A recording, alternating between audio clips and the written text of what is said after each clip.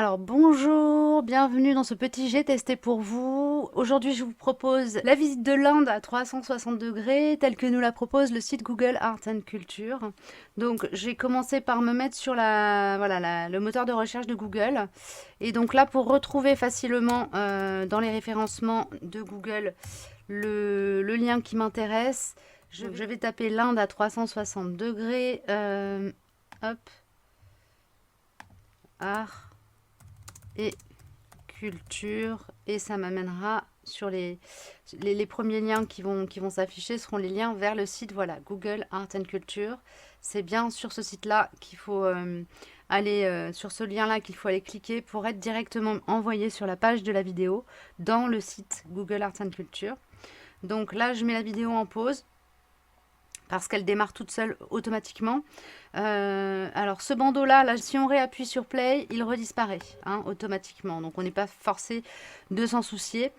Je vais juste demander à Google de me traduire la page de façon à pouvoir ensuite avoir des informations en français en naviguant sur le site. C'est-à-dire que là maintenant, si je fais des recherches dans le site, je me retrouve avec des pages en français, ce qui est quand même plus confortable. Petit aparté, j'ai fait un essai pour lire cette vidéo sur mon téléphone et sur d'autres téléphones en fait. J'ai essayé sur plusieurs supports et sur téléphone portable, la qualité de l'image est nettement inférieure. Par contre, quand on bouge son téléphone, on est automatiquement sur un mode immersif, donc ça c'est sympa. Et deuxième gros bémol pour la lecture sur smartphone, impossible de lire l'audio. Donc il y a un accompagnement musical qui est très sympa sur la vidéo et on ne peut pas le lire quand on est sur un téléphone portable. Donc je ne peux que vous recommander de faire la lecture de cette vidéo depuis un ordinateur. Voilà, donc il y a quelques fonctions à connaître. Quand on est sur ordinateur, on peut circuler dans la vidéo, regarder en haut, en bas, à gauche et à droite en appuyant sur les petites flèches de ce petit pavé là. Si je décide d'agrandir l'image, eh bien voilà, cette petite pastille empêche d'aller voir en haut et en bas. Donc dans ces cas-là, on est un petit peu restreint si on n'est pas à l'aise avec la souris. Il y a une deuxième fonction qui est intéressante là qu'on peut exploiter tout de suite.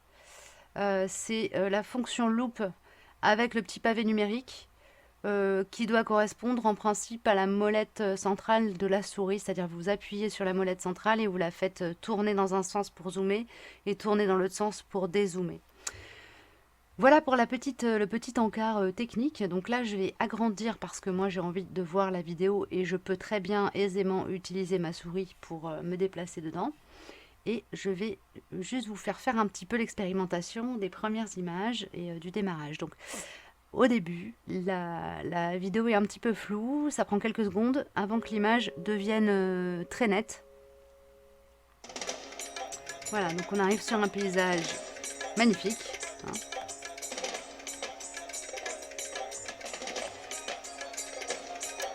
Dans lequel on peut, voilà, tout à fait librement se déplacer. Comme si on était voilà, sur le bateau avec les habitants.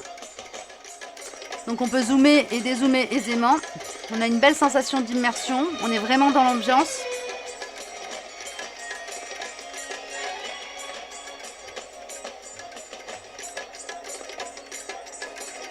Par contre, comme pour les visites de musée, on n'a pas d'informations affichées sur les lieux qu'on visite, etc. Donc ça, c'est un petit peu frustrant. Donc je vais mettre en pause maintenant pour éviter de vous gâcher la surprise si le cœur vous dit d'aller explorer cette vidéo. Faut savoir que quand on est en pause, voilà, on peut tout à fait continuer à explorer, ce qui est pas mal parce que la vidéo est assez courte et du coup les images s'enchaînent assez vite.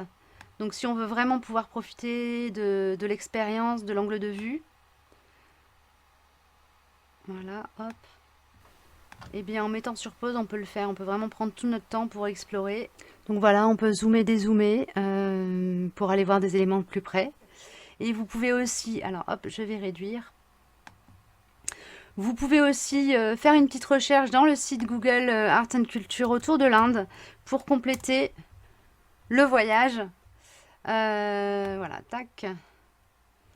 Vous mettez sur Inde et puis là vous allez avoir tout ce qui touche aux expositions et aux lieux en lien avec l'Inde qui nous sont proposés. Ce qui peut être intéressant si on a envie de continuer l'expérience en visite virtuelle sur le thème de l'Inde, on peut très bien aller dans la galerie de visite virtuelle qui se situe un petit peu en dessous. Voilà. Donc là, je vais vous amener par exemple faire une visite du Taj Mahal.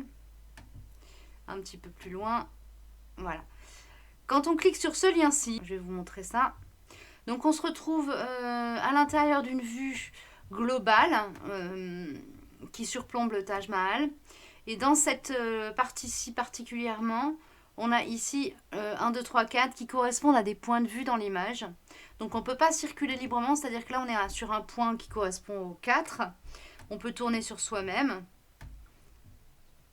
Voilà. On peut s'approcher un peu d'un côté et de l'autre.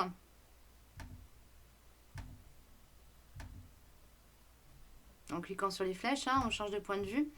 Et puis, admettons, je veux aller voir la vue numéro 1. Tac, je me retrouve dans un autre endroit du site. Voilà.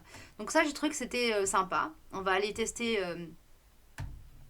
une deuxième galerie. Admettons, bah tiens, Ajanta Cave. Donc là, vous voyez, j'ai pas la petite barre avec le 1, 2, 3, 4, ce qui me signifie bien que j'ai qu'un seul point de vue dans cette image. Je vais pas pouvoir aller visiter, par exemple, l'extérieur du site.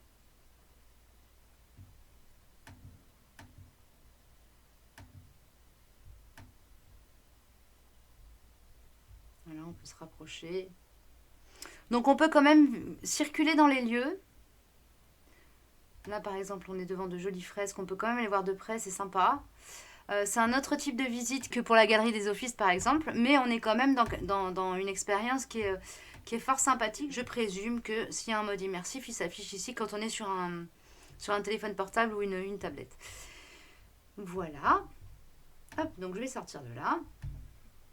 Et nous revoilà revenus au menu. Alors il y a des visites virtuelles et puis il y a des choses un petit peu moins interactives, mais ça reste intéressant, c'est une ressource complémentaire si vous êtes passionné de voyage et d'art et de culture. C'est une très belle ressource. Voilà, j'ai terminé pour cette séance. Dans le prochain J'ai testé pour vous, je vous emmènerai visiter et expérimenter l'espace jeu du site Google Art and Culture. N'hésitez pas d'ici là à nous faire part de vos propositions et à nous faire votre liste d'envies. Je me ferai un plaisir d'aller expérimenter pour vous et vous faire un petit retour d'expérience. On se retrouve très vite. D'ici là, prenez bien soin de vous.